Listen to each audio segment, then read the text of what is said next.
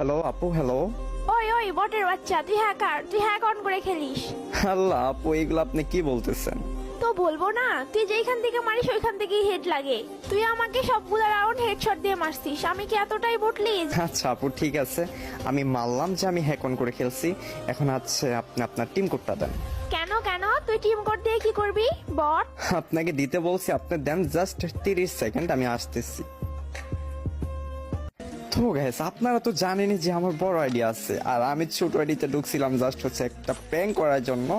তো এখন হচ্ছে আমি আমার বড় আইডিতে চলে আসছি। তো এখন টিম কোডার গ্রুপে যাবো, দেন হচ্ছে দেখবো যে ওর রিয়াকশনটা কেমন হয়।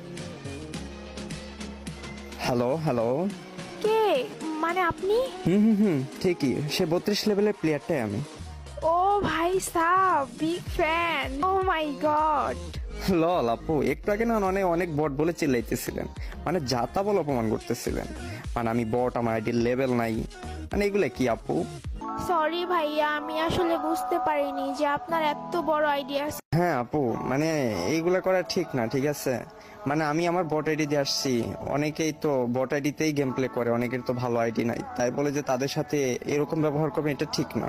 কারণ এক সময় তো আপনিও বট ছিলেন, তাই না?